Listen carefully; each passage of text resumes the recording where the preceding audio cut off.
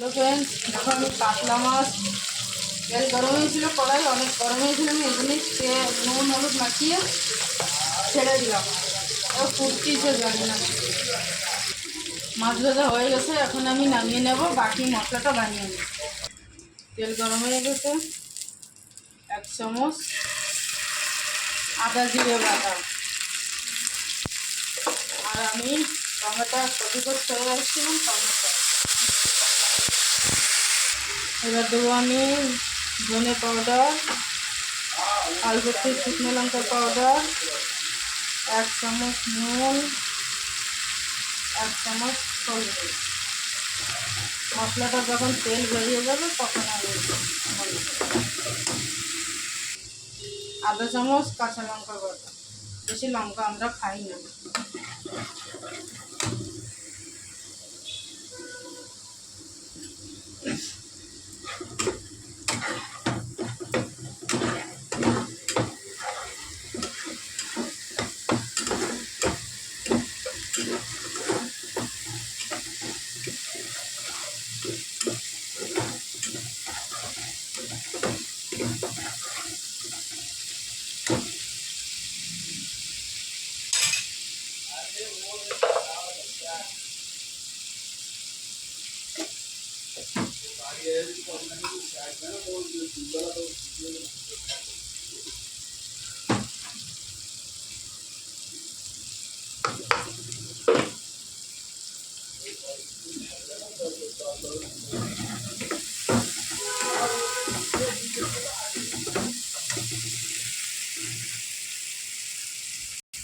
মশলাটা কষানো হয়ে গেছে, এখন আমি আলু কেটে রাখেছি, আলুগুলো দেবো।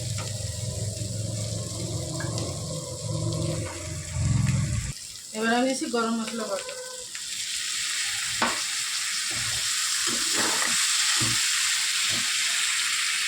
আলু কষানো হয়ে গেছে, এখন আমি দিয়ে দেবো জল।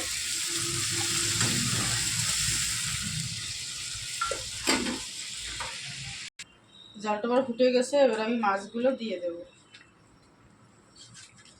কাতলা মাছের ঝাল, আজকে আমি অন্যরকম ঝাল বানাচ্ছি, একবার বানিয়ে খেয়ে দাও, কি টেস্ট লাগে।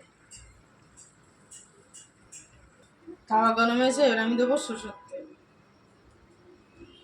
এসে ডবল এই তড়কা লাগাচ্ছি মাছ, কাতলা মাছের ঝাল। তেল গরম হয়েছে, এখন আমি জিরে আর শুকনো লঙ্কা আর তেজপাতা ফোড়ন দিই। মাছের ঝোলে ছেড়ে দেব। এটা হচ্ছে মাছের ঝাল ডবল তড়কা, 2বার তড়কা। এইভাবে একবার বানিয়ে খেয়ে দেখো, বাঙালিরা এইভাবেই খায়, খুব টেস্টি, খুব সুন্দর।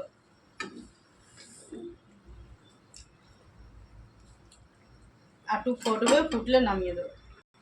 দেখো কাতলা মাছের ঝাল হয়ে গেছে আমার, মাছ দেখো কত বড় বড় পিস। আর আর আছে দেখো মাছ তোমার আছে সুস্বাদু, মানে স্বাদ খুব এই সব ঝালটা, মাছের ঝালটা তোমরা বানিয়ে খেয়ে দেখো, পুরো বাঙালিকে মতন স্বাদ পাবে। এই দেখো কত বড় বড় কাতলা মাছ। চলো লাইক করো, ফলো করো, শেয়ার করো, বাই।